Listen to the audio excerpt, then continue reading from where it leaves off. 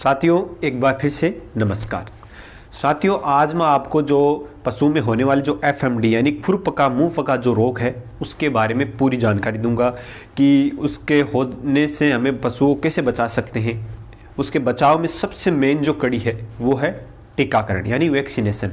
अब वैक्सीन है वो मार्केट में कितनी प्रकार की आ रही है, कौन सी वैक्सीन लगवानी चाहिए, उसके बारे में आज आपको मैं पूरी जानकारी दूंगा।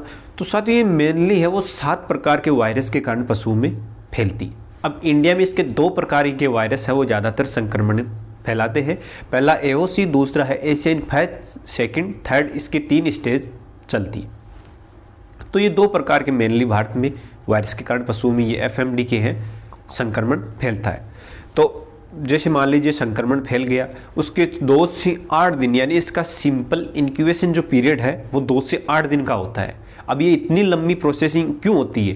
क्योंकि जैसे ही मान लीजिए पशु को एफएमडी वायरस ने संक्रमित कर दिया है, तो जैसे ही उसके एक वायरस ने संक्रमित किया है और पशु क्या करता है उसके प्रति, यानी कोई भी शरीर हो, अपना शरीर हो, ह्यूमन का चाहे पशु का शरीर हो, उसके विपरीत प्रोटीन बनाना स्टार्ट कर दिया, यानी एंटीबॉडीज बनाना स्टार्ट वो कर देते। तो जैसे ही एक वायरस के प्रति वो एंटीबॉडीज बन के तैयार होगी, उतने में दूसरे वायरस उसके संपर्क में आ जाएगा और पशु फिर से वो रोगग्रस्त हो जाएगा। फिर दूसरे वायरस के प्रति जैसे ही वो एंटीबॉडीज बनाना स्टार्ट करता है, जो प्रोटीन बननी स्टार्ट होती है, उतने में वो तीसरे वायरस के संपर्क में आ जाता है। तो ये क्रिया चलती है। तो इसलिए इसका जो टाइम पीरियड है वो 2 से 8 दिन का होता है। इस बीच जो बड़े पशु हैं वो वायरस के संक्रमण को झेल पाते हैं, बाकी जो छोटे पशु हैं जो 3 मंथ से नीचे हैं वो इस वायरस के संक्रमण को झेल नहीं पाते, इसलिए उनको मृत्यु दर वो ज़्यादा होती है। तो इसके बारे में ये तो थी एक छोटी सी जानकारी। और जो ये गोवंश होती है तो उनमें तो क्या होता है कि इसकी संख्या ज़्यादा होती है इस वायरस की, और बाकी जो भैंसें होती है उनमें इनकी क्या होती है कि इनका टाइम पीरियड ज़्यादा होता है। आपने देखा होगा कि जो भैंसें वो लंबे समय तक इस रोग से ग्रसित रहती है, क्योंकि उनका टाइम पीरियड है, उनकी जो लिम्फ ग्लैंड्स हैं उनमें भी ये वायरस चला जाता है और वहाँ से इसकी जो जड़ें हैं वो ख़त्म करना बहुत ही मुश्किल हो जाता है। तो इसकी मेनली मार्केट में, जैसे मान लीजिए आपके एरिया में आप कोई किसी प्रकार का एफएमडी केस नहीं है, आप हर साल पशु को टीकाकरण करवा रहे हैं, तो उसके लिए आपको कौन सा टीका लगवाना चाहिए? उसके लिए एक आता है रक्षा ट्राइवेक, जो आपको वीडियो में दिख भी रहा है। रक्षा ट्राइवेक जो क्या है 3 रोगों का टीकाकरण है। तो जिसमें सबसे पहले आती है एक एफएमडी की एंटीबॉडी जाती है, एफएमडी का सीरम आता है जिसे फूट एंड माउथ डिजीज यानी खुरपका मुंह पका रोग बोलते हैं, जिसके बारे में अपन अभी चर्चा कर रहे हैं। दूसरा आता है एचएस हिमोरेजिक सेप्टिसीमिया, जिसे गलघोटू बोलते हैं, जो बरसात के समय होने वाली डिजीज है। तो ये भी उसी टाइम उसी में साथ में लगवा लेनी चाहिए।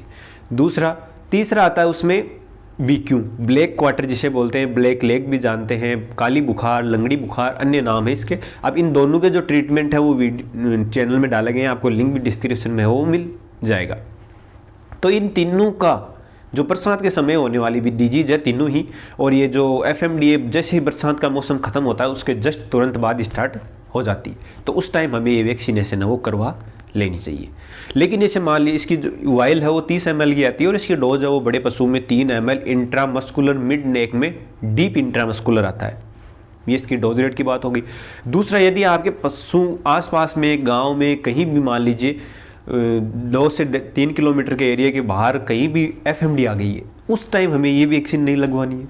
उस टाइम आपको ओनली जो एफएमडी की वैक्सीन आती है, जैसे ब्रिडलैंड फार्मा की आपको जो वीडियो में दिख रही है, वो वैक्सीन लगवानी है। क्योंकि उसमें 2-3 प्रकार के अपन सीरम पशु के शरीर में डालेंगे तो पशु का जो शरीर है वो एक बार वीकनेस में जाता है। उस टाइम यदि वायरस आ गया तो पशु का बचना है वो बहुत ही मुश्किल हो जाता है।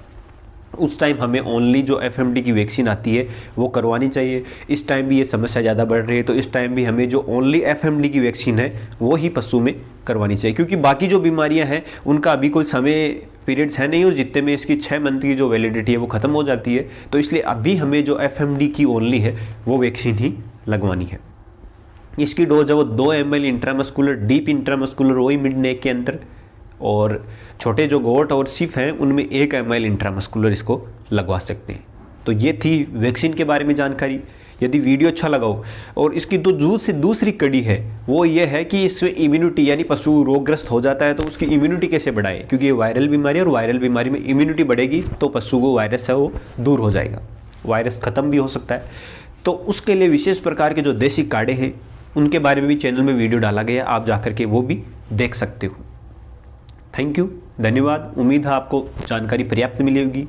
बहुत बहुत आभार।